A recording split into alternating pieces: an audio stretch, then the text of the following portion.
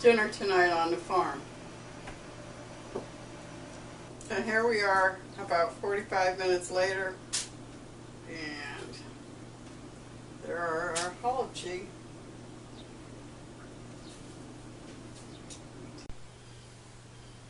Today we're going to make halupki. I have a biggest head of cabbage I could find in the store here, and this is a double purpose today because we use the bigger leaves of this for halupki, but I'm also making corned beef, so the inner leaves won't be wasted. The inner leaves that are too small to make halupki won't be wasted.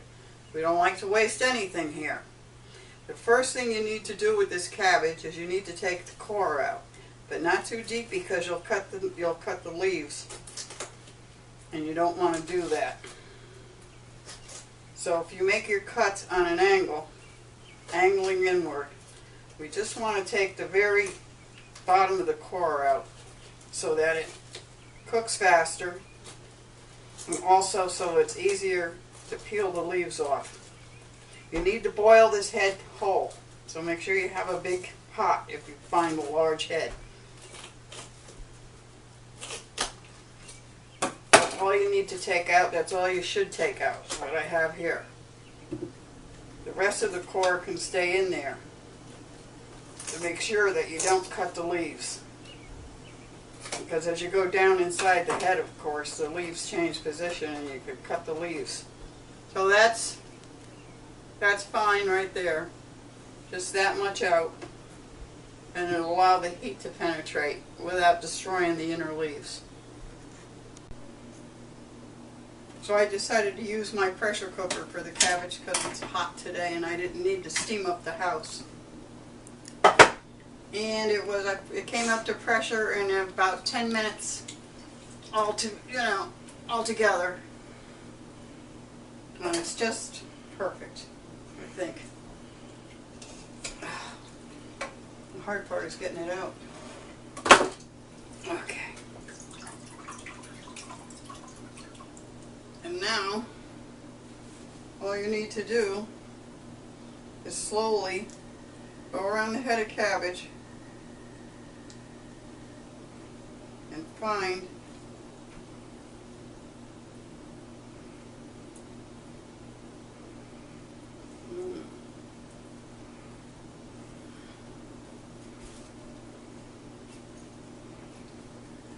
you can now cut more of the core out as you peel the leaves back. Okay. These you need to put aside because you can line your pan that you're going to make the halupki in with those.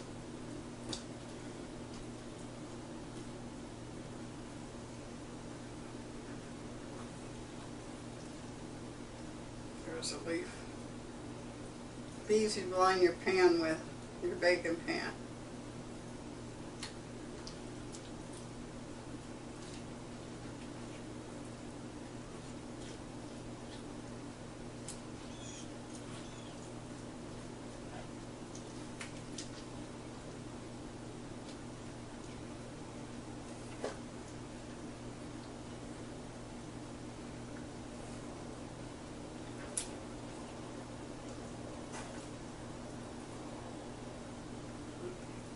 Here.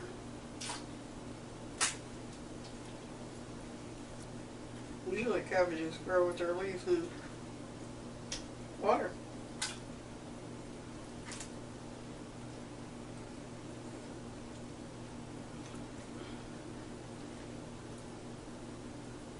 These are what you're going to stuff.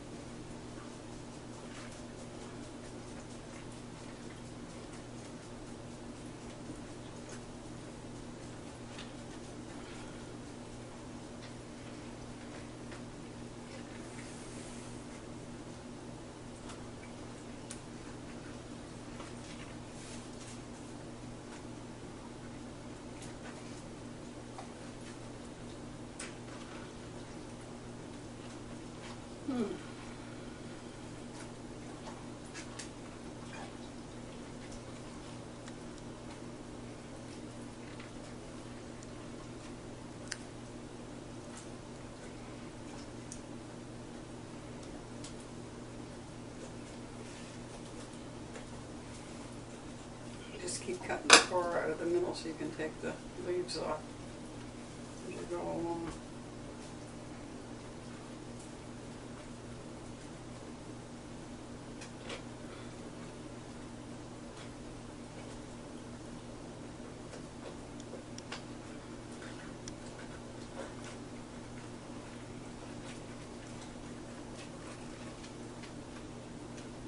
Now we're getting to the point where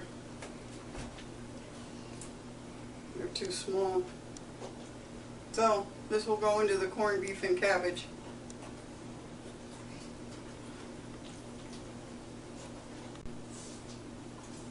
I'm just going to make a few halupki. I'm not going to make a big batch. This is a weird headed cabbage today. But here's how I'm going to use this silicone loaf pan. And just line it with the outer leaves. You can let them hang over the side. You're going to flip them back over. When you put the halupki in, you're going to cover the halupki with what's hanging out. Just make sure it's all lined.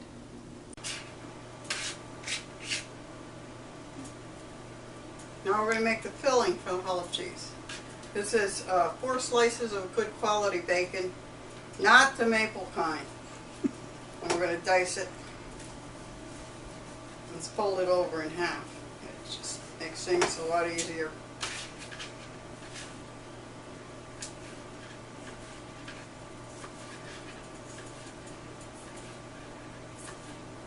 It's a small onion diced.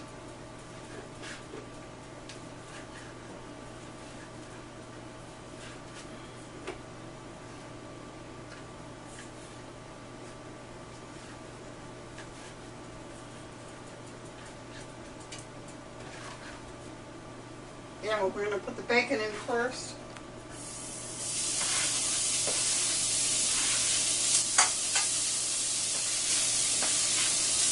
Let that just cook for just a minute until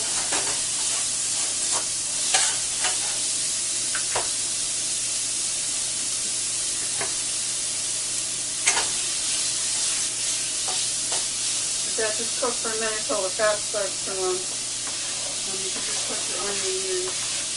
And you're going to cook that until the onion is lightly brown. And the bacon is cooked, but it won't be crisp. That's how we start our filling. I have here half a pound of roast, the chuck roast that I ground up. You'll see it's not all runny and bloody like what you get at the store and nasty, because that has dye in it and water added. And this is just plain ground up chuck. And you can use your food processor for that.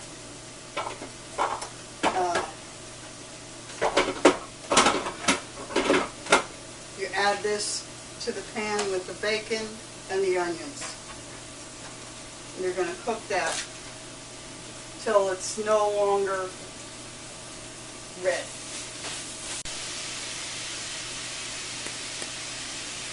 This is the borio rice. This is the rice you want to use because it has more starch in it than a long grain rice. And it'll make everything more cohesive when it's cooked.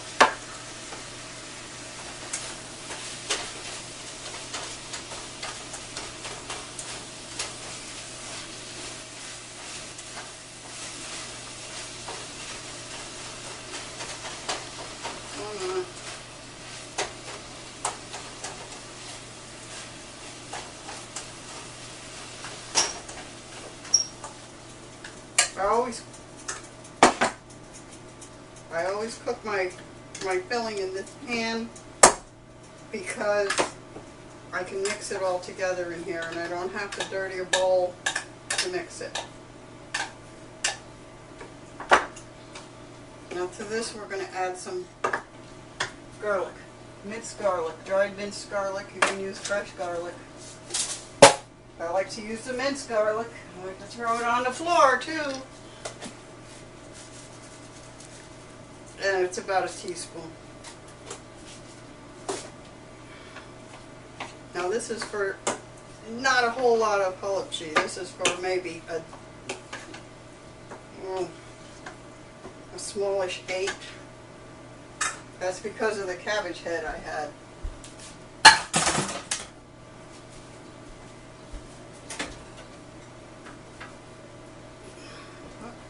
And the cabbage leaves make their reappearance.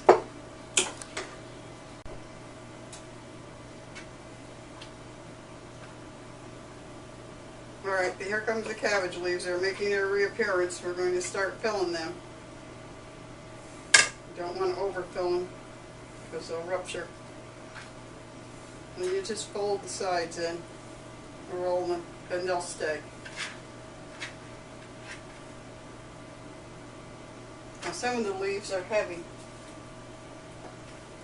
over here where they were near the core. You might want to trim some of that or make it easier to roll.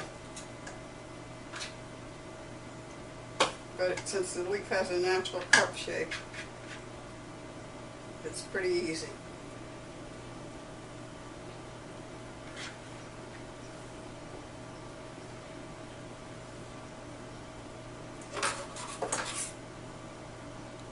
You don't want to cut the whole thing off, you just want to slim it down.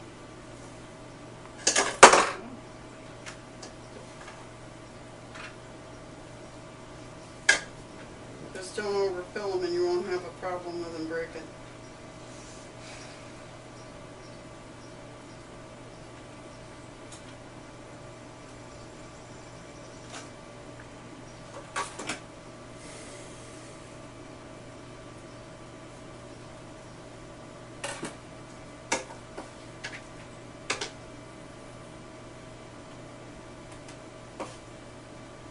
Oh, that was half a cup of arborio rice. Cooked, but not cooked thoroughly. Cooked about 2/3 of the way with 6 ounces of water. You're going to make a sauce for when you bake this, and there'll be plenty of moisture in there. Could be absorbed by the rice.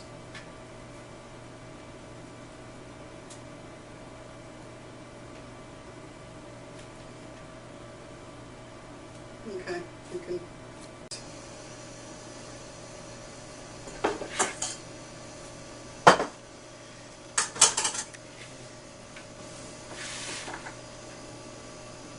Now we're going to put these into the pan that we prepared earlier.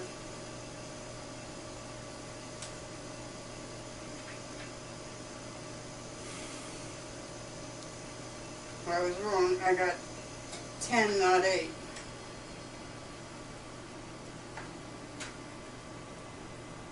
So we'll make a double layer. Put a cabbage leaf in between.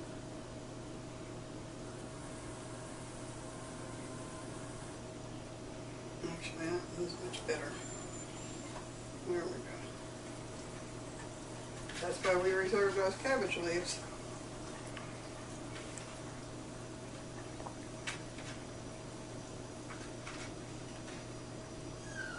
Here we go. And then we want to put our sauce on. We're going to make a sauce with tomato paste, vinegar, and brown sugar.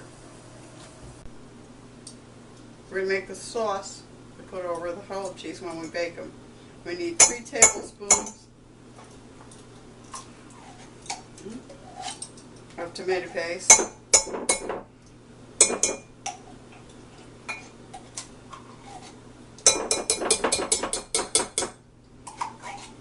There we go. 2 tablespoons cider vinegar, apple cider vinegar.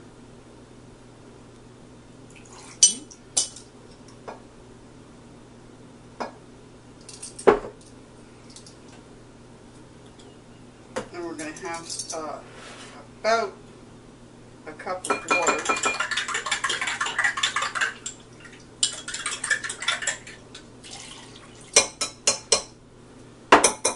2 tablespoons of brown sugar.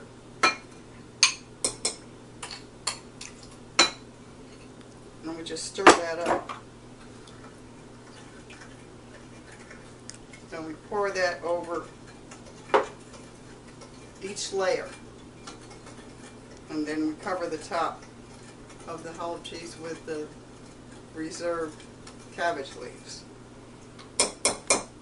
Put it in the oven and bake it for about 45, well, if you have a big batch, you're going to want to bake it for more than 45 minutes. But for this size, a small batch, about 45 minutes at 350.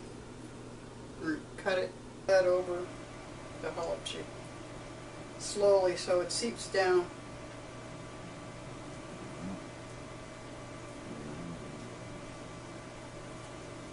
You can give them a little nudge so you get it underneath too.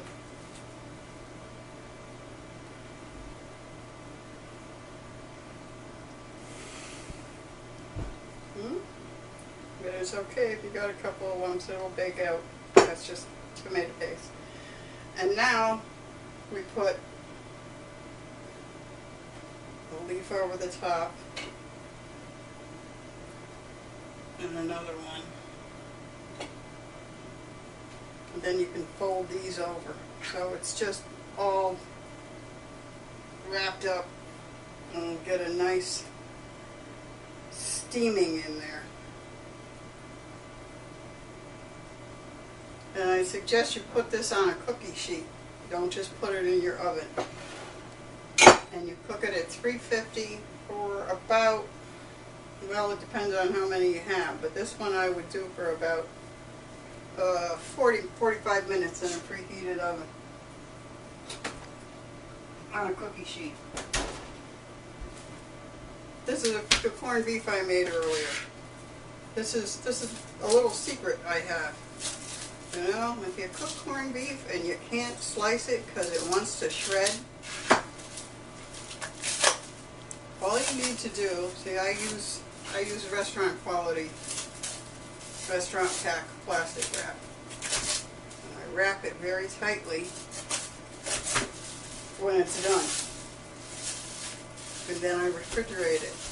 You can get the same effect if you don't have that kind of plastic wrap by wrapping it and then pressing it. I used to put it on a cookie sheet and put a foil wrapped brick on top. And what it does is it makes it so that it just slices wonderfully.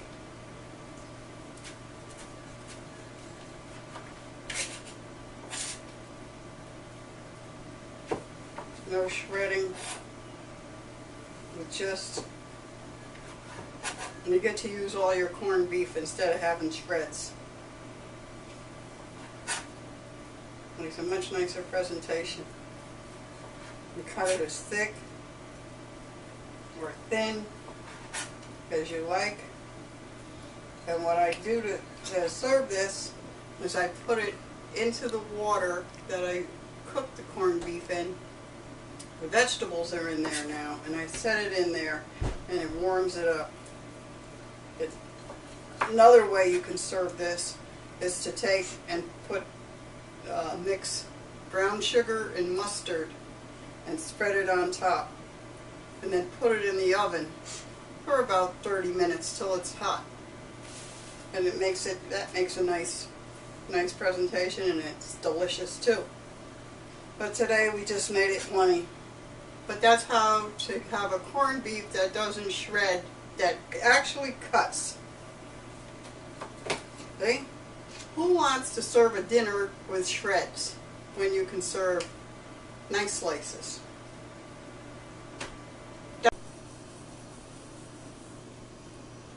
Dinner tonight on the farm.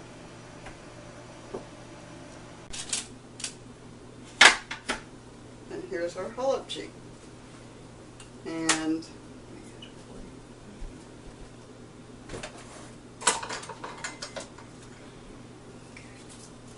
now for the reveal. And there's our halupki. And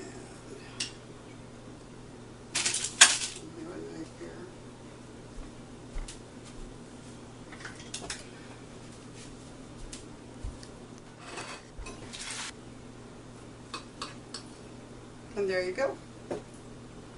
There's our halupki. And the sauce is in the bottom here, and you can, when you put these out on a plate, you want to put the sauce over the top.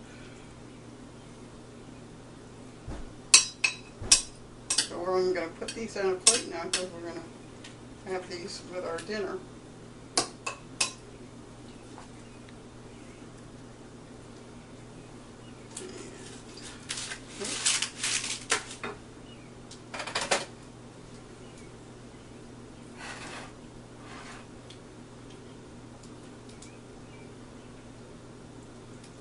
And there we go.